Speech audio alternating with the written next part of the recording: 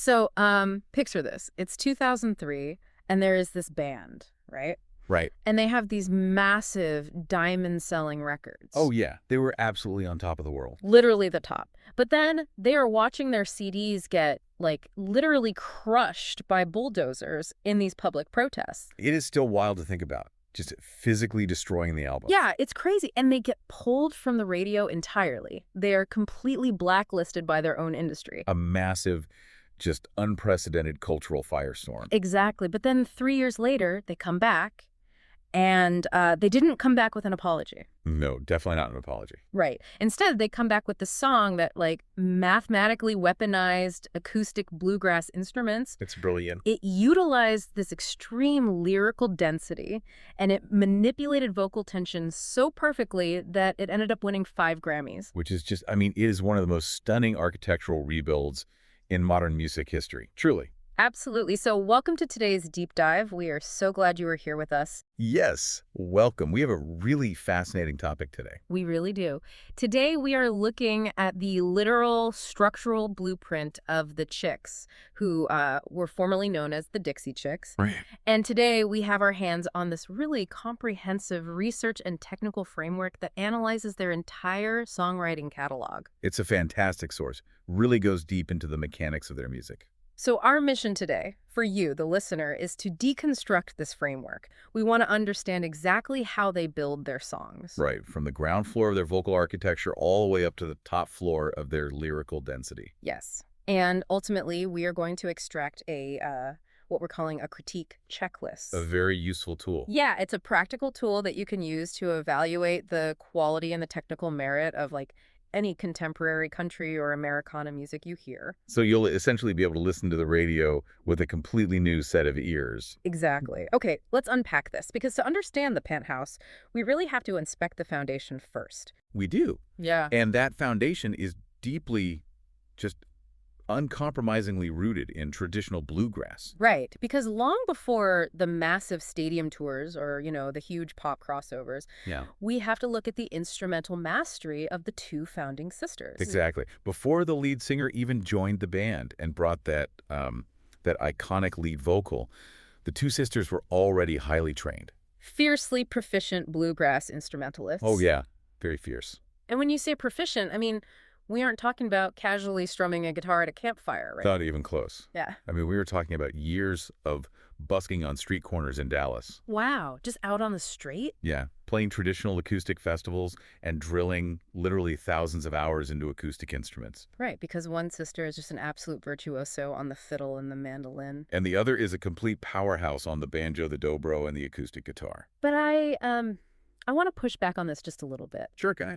Because if they ultimately became this massive mainstream country pop act, does that bluegrass proficiency really matter? I mean, I think it matters entirely. Well, I just mean standard country pop on the radio isn't usually demanding these virtuosic, high-speed banjo rolls, Isn't just about writing a catchy pop melody. That is a really great question, but it kind of misses the physics of how bluegrass actually works. Okay, walk me through the physics then. Well, traditional bluegrass is a completely acoustic medium. There are no amplifiers to artificially sustain a note for you. Right, no plugins. Exactly. No distortion pedals to hide sloppy playing, and there are absolutely no synthesizers to fill up the empty space in the room. So it's completely exposed. Completely exposed. If you want a song to be exciting, you have to generate that excitement physically. So you have to play faster. Faster and harder. You have to use fast twitch muscle movement to play intricate, mathematically complex runs of notes at just breakneck speed. Wow. It requires a level of athletic mastery that is genuinely staggering when you see it up close. It's like a classically trained French chef deciding to open a neighborhood burger joint.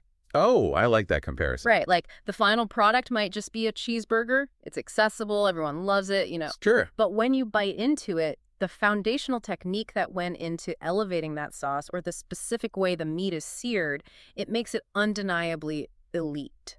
Exactly. The underlying technique separates it from just regular fast food. That foundation changes the whole product. That is a brilliant way to look at it. And because that French chef understands the complex chemistry of cooking, they don't have to follow the standard recipe. Right. And in country music, the dominant recipe is basically the Nashville formula. Verse, chorus, bridge, chorus. Yep. It is highly effective for storytelling, obviously. It is, but structurally, it is incredibly predictable. You can practically set your watch by when the chorus is going to hit in a standard country song. Exactly. Mm. But because these sisters understand the really complex instrumental structures of bluegrass and jazz and traditional folk music, They know exactly how to break that Nashville formula. they do. Yeah. They have the technical ability to drop a massive 32-bar instrumental breakdown right in the middle of a pop song. Which is wild for pop radio. It is. They can shift time signatures on a dime. They can take a traditional bluegrass banjo roll, map it over a driving pop rock drum beat, and suddenly you have this massive stadium anthem. Which, mechanically speaking, physically delays the gratification for the listener, right? Yes, exactly. It builds tension. Like, if you take a song like Sin Wagon, for example, the instrumental breakdown in that song isn't just filler. No, it's a high-speed, traditional bluegrass sprint. Right. It just builds all this anticipation, and when they finally let you back into the chorus, the release of energy is just explosive. And that is the crucial difference between a band that just plays chords and a band that fundamentally understands musical architecture. They use their bluegrass instrumentation not as, like, window dressing, but as the load-bearing walls of their pop structure. Exactly. That is the perfect way to phrase it. Load-bearing walls. But you can't just rely on the floorboards, right? No, you need the rest of the house. Because as incredible as the banjo and the fiddle playing is, instrumental proficiency doesn't usually make people cry in their cars on the way home from work. Fair point. The element that really grabs the listener by the throat is the vocal structure built on top of that instrumentation. Which is where things get really intense. Yeah, we have to talk about what the framework calls sister harmony. This is where we shift from the physical mechanics of playing an instrument to the actual emotional manipulation of the listener. Okay. The research framework maps out the specific distribution of vocal ranges between the three women. Now, I always just assumed that their harmonies sounded so tight and evocative just because the two instrumentalists are literally sisters. Right, the genetic blend. Yeah, like they share the same vocal cords, they grew up singing together, and it's just this genetic magic that you can't replicate. It is a common assumption. But the framework implies this is much more calculated than just genetics. It is highly, highly calculated. What's fascinating here is that harmony in their catalog isn't used just to make a chorus sound fuller. Or just to make it sound pretty. Right. It's not just decoration. It is a deliberate architectural choice used to create physical, emotional tension. Physical tension in the listener. Yes. And to understand this, we really have to look at the physics of sound. Okay, lay it on me. When you sing a single note, it's just a frequency, right? It's a sound waves. Right. But when you add a second note, you create a mathematical ratio between those two frequencies. And some of those ratios sound completely smooth and resolved. Yes, that's called consonance. It sounds pleasing and stable to the human ear. Like a nice, neat chord on a piano. Exactly. But other ratios, like if you play a suspended fourth or a minor second, those create friction in the sound waves. They kind of clash slightly. They do. That is dissonance. And the human brain instinctively despises dissonance. Really? Our brains just hate it. Yes. When we hear it, our bodies physically react. We feel anxious. We feel a sense of longing. And our heart rate can literally change. Wow. We desperately want that sonic friction to resolve back into a consonant, peaceful chord. So they're actively leveraging that biological reaction in their music. Precisely. The lead singer has a very sharp, piercing, almost aggressive vocal tone that cuts a very clear path through all that instrumentation. It's a very distinct voice. It is. And flanking her, you have the two sisters, they use these eerie, highly complex harmony structures that are straight out of traditional Appalachian mountain music. Oh, interesting. So it's not standard pop harmony. No, not at all. They will intentionally sing notes that rub against the lead vocal, creating that dissonant friction we talked about before, beautifully resolving it at the very end of a phrase. I want you, the listener, to think about how this actually feels for a second. Yes, try to visualize it. Think about the chorus of the song Cowboy Take Me Away. Oh, that's a perfect example. When that sweeping three-part harmony kicks in during the chorus, you feel your chest physically expand, like you get actual chill. It happens every time. And it's not magic. It is this calculated sister harmony architecture manipulating the emotional tension in the room. By literally forcing your brain to process sonic friction and then finally giving you the release you're craving. That is just wild to think about it in terms of, like, biological responses. It really changes how you hear the music. But that manipulation of sound is entirely pointless if the lyrics don't carry the same weight. That's true. You can't apply that kind of heavy, anxious Appalachian vocal tension to a song about, going to the grocery store. Right. The musical architecture demands a story with actual real-world stakes. Exactly. Which brings us to the narrative arc. Because as their sound matured and became a lot more complex, their protagonists had to mature alongside it. They grew up, essentially. Yeah, the framework tracks a very specific lyrical evolution. It tracks the journey of the strong female protagonist moving from a state of innocence into a state of defiance. And you can hear this so clearly across their discography. Walk us through that timeline. If you look at their early mainstream breakout, the Wide Open Spaces era, the storytelling is inherently optimistic. Yeah, it's very hopeful. The conflict is mostly internal. The protagonist is youthful, she's leaving home, looking for adventure. Right. She needs room to make her big mistakes. It's a very classic journey of self-discovery. Exactly. It's very relatable for anyone in that stage of life. But then you fast forward a couple of decades to the gaslighter era, and the voice of that protagonist is just drastically different. The optimism is largely gone, replaced by the battle scars of adulthood. Yeah, the tone is much heavier. The conflicts are no longer internal, they are aggressively external. It's like real-world problems. Yes. The protagonist is dealing with deep betrayal, societal exile, complex divorces. She is no longer looking for a wide open space. She is furiously defending the space she has fought tooth and nail to claim. That is a great way to put it. It's the ultimate relatable timeline, Yeah. Like we all have our 20s, our wide open spaces era where we are just trying to figure out who we are. We all go through it. And if you live long enough and you go through the ringer of adult life, you inevitably hit a gaslighter era where you have to stand your ground. It is unavoidable. But I'm curious about the mechanics of that shift. How does that life experience actually change the songwriting itself? Does the literal vocabulary change? It changes drastically. Uh-huh. And it brings us to a really crucial metric for listeners' checklist today. Yeah. Lyrical density. Lyrical density. Okay, explain that for us. Lyrical density refers to the amount of information, the specific syllable count, and the complexity of the vocabulary packed into a single musical phrase. Okay, so in that early innocent era, the density is low. Exactly. The concepts in the early records are broad, sweeping metaphors. The words are simpler, the syllables are spread out, it gives the melody vast amounts of room to breathe. So it literally feels sonically wide open. Precisely. The music mirrors the lyrical theme. But defiance requires details, right? Yes, it does. When you look at the later albums, the lyrical density just skyrockets. That's a lot wordier. The lyrics become hyper-specific, almost journalistic in how detailed they are. Wow. They strike this incredible balance between raw vulnerability and bravado by using extremely dense, fast-paced conversational phrasing. Because the specificity is the bravado. Exactly. You aren't just broadly saying, oh, I'm sad we broke up. You are detailing the specific lies. The specific locations, the exact emotional fallout, and you're doing it in this rapid-fire succession. It's overwhelming in the best way. And Right. As the band's narrative voice grew, that experienced and that dense, they stopped just looking inward at their own lives. They did. They started looking outward at society as a whole. Which means we have to talk about the weight of the word and their use of social and political commentary. This is a huge part of their structural evolution. The research highlights 3 major songs for this analysis: Travelin' Soldier, Goodbye Earl, and Not Ready to Make Nice.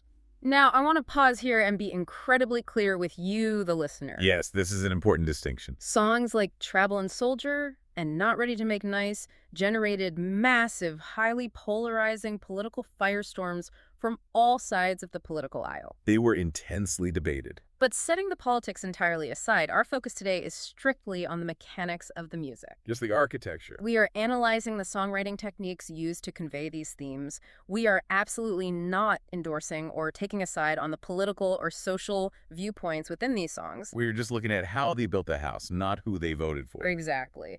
So with that neutrality firmly established, how do songwriters tackle any highly charged topic, whether it's war or domestic abuse or industry blacklisting? It's incredibly difficult to do well. Because how do you do it without sounding like you are just reading an academic manifesto? How do you make heavy commentary mathematically and musically viable? This raises an important question because it is a phenomenal tightrope walk for any songwriter. Right. If you lean too far into the message, you lose the musicality and you just alienate the listener entirely. But if you lean too far into the pop hook, Then you dilute the gravity of the message and it sounds trivial. So how did they balance it? The framework identifies two distinct literary devices they use to navigate this tightrope: metaphor and direct address. Okay, let's unpack the metaphor approach first. Traveling Soldier is fundamentally a song about the human cost of the Vietnam War. Right. It's a very heavy subject. But mechanically, it never explicitly preaches about the geopolitics of the war. No, it doesn't mention politicians or policy at all. Instead, it uses a hyper-focused micro-narrative metaphor. A micro-narrative? Yes. It tells the story of one specific high school girl waiting under the bleachers and one specific young soldier who sends her letters. So it zooms way, way in. Exactly. By focusing purely on the intimate details of their personal connection, the song implies the massive macro tragedy of the war when he ultimately doesn't return.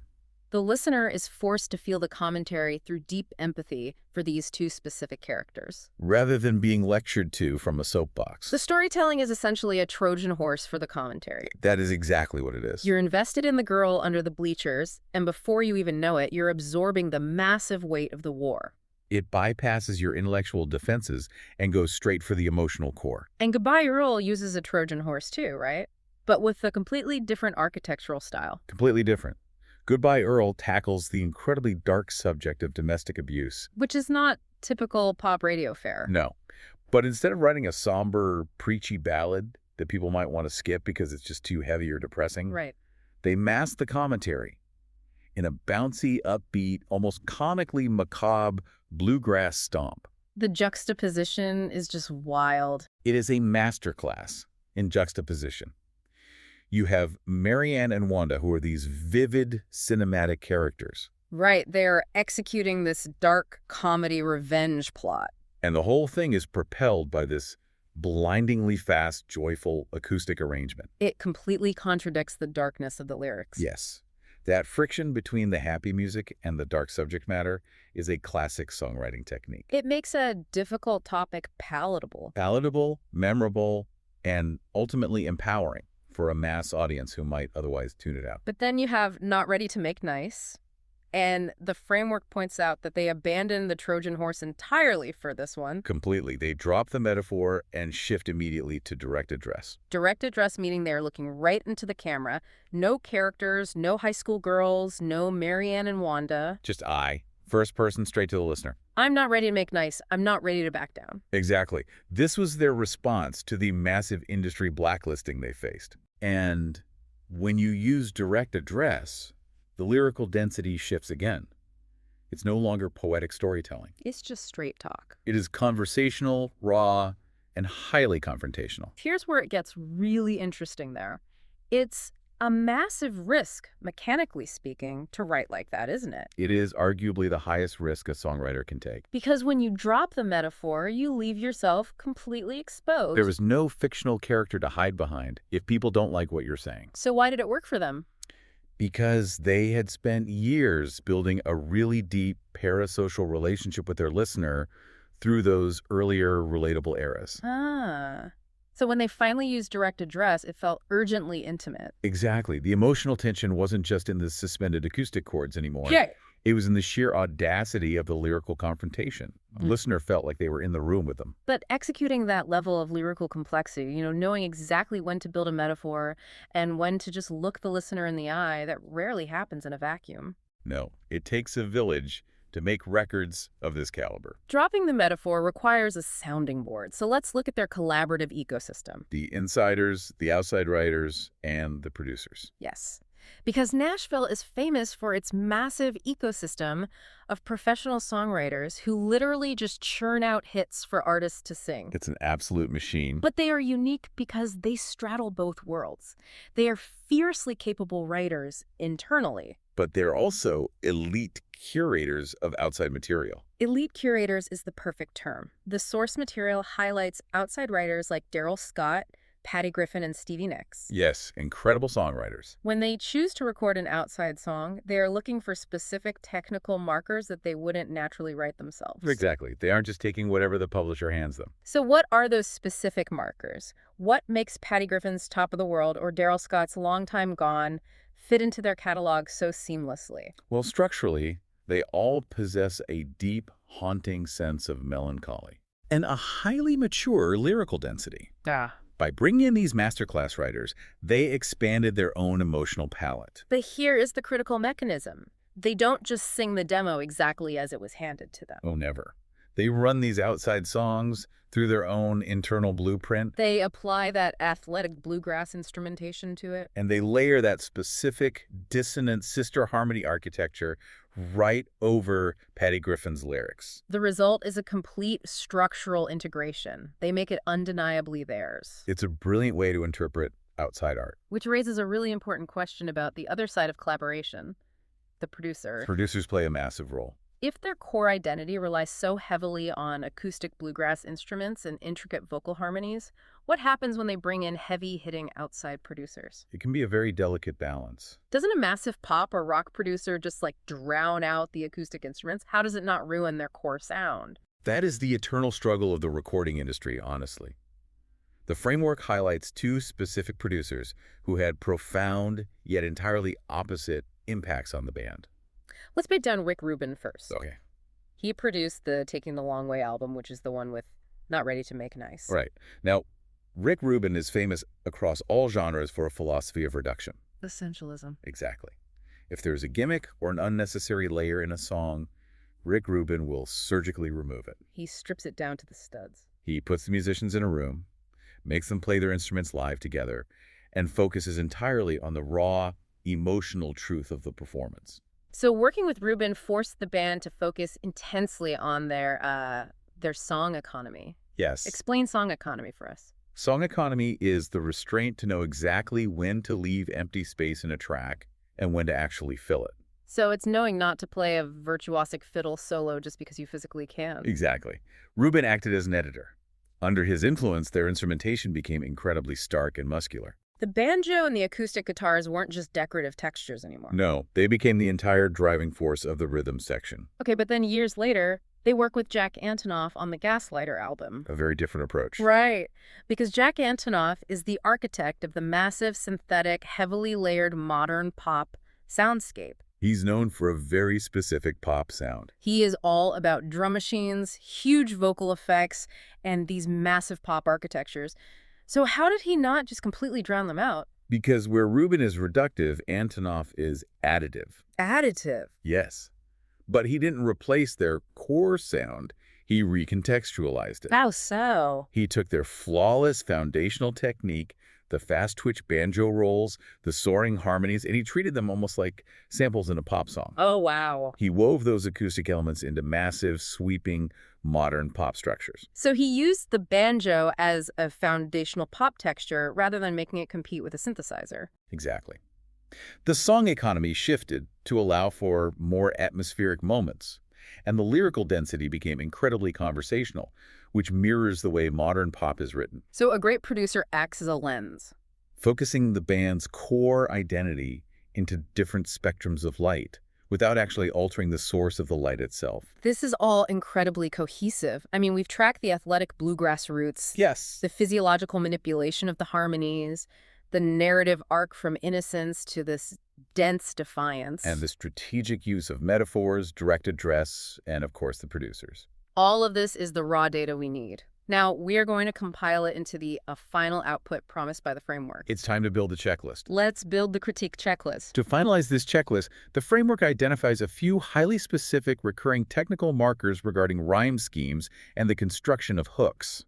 Let's talk about rhymes first, because we have to elevate this beyond just basic songwriting. Right, pop country is historically built on perfect, very satisfying closure. Like Moon and June. Exactly. Yeah. But they heavily utilize internal rhyme and slant rhyme instead. Walk us through internal rhyme. Internal rhyme is placing rhyming words within the middle of a line, rather than just waiting for the end of the phrase to deliver the rhyme. What does that do mechanically? It rapidly accelerates the pace of the lyric, and it increases that lyrical density we talked about. It makes the protagonist sound smarter, faster, and just more urgent. Exactly. And what about slant rhyme? Because they abandon perfect closure almost entirely for slant rhyme. They lean into it heavily. Slant rhyme is pairing words that share similar consonant or vowel sounds, but they don't rhyme perfectly. Like pairing a word like bridge with grudge. It Exactly. deliberately leaves the ear hanging. It does. If we connect this to the bigger picture, a perfect rhyme feels innocent and resolved. Right. But life rarely resolves perfectly. Slant rhymes create this subtle sonic dissatisfaction. A slight dissonance in the language itself. Yes, that perfectly mirrors the lyrical themes of defiance, heartbreak, and struggle. A slant rhyme feels experienced. That is a brilliant insight. And what about the hook? The framework asks how they utilize earworms to keep you coming back, despite the complexity of the verses. Because you still need a hook to get on the radio? Right. In their early hits, the hook is often an instrumental riff. That blazing banjo intro to Sin Wagon grabs your brain before a single lyric is even delivered. But as they evolved, the hook shifted. It shifted toward lyrical refrains and massive rhythmic shifts. Think about the sudden, stomping, aggressive drum beat in the chorus of Not Ready to Make Nice. The hook acts as the anchor, constantly pulling you back into the emotional center of the song. So what does this all mean? It means we have the tools. It means we now have the data to build the critique checklist. Let's hear it. I am going to explicitly lay out the 5 steps you can use right now to evaluate any new Americana or country song you hear on the radio. Step 1. Step 1, the sonic blueprint. Don't just listen to the singer. Listen to the floorboards. Is the instrumental foundation athletic and technically proficient? Or is it just generic synthesized wallpaper? Can the players actually play? Step 2, vocal architecture. Listen past the melody. Are the backing vocals just sweetly following the lead? Or is there a deliberate arrangement designed to create physiological tension through dissonance and resolution? Step 3, narrative and lyrical density. Is the songwriter relying on broad, innocent cliches? Or are they using sharp, experienced vocabulary with high lyrical density? Are they using slant rhymes to create a sense of gritty realism? Step 4, the delivery of the message. If the song has social commentary, how is it actually delivered?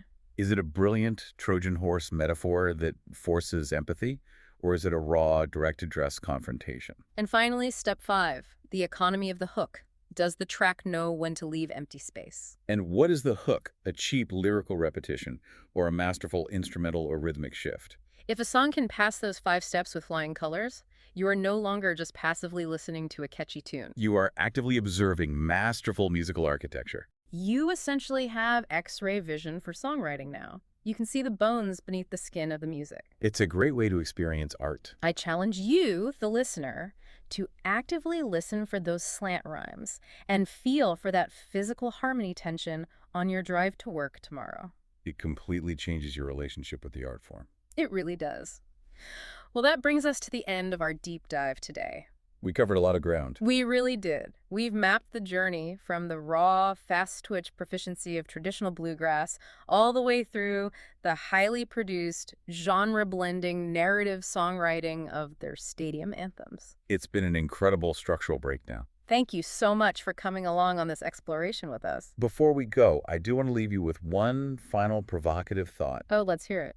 We have just spent this entire time breaking down the so-called authenticity of this genre into a highly technical, predictable mathematical checklist. Right. We've charted the vocal tension, the slant rhymes, the lyrical density. It makes you wonder, if authenticity and emotional resonance can be reverse engineered into a literal formula, Yeah. how long before an AI can ingest this exact blueprint and write the perfect, emotionally devastating Americana anthem? Wow. And if an AI writes a song with the perfect dissonant harmony that genuinely makes you cry in your car, Yeah. does it matter who wrote it? If the math works, does the magic matter? That is something to seriously think about. It is. Thank you for listening, and we'll catch you on the next deep dive.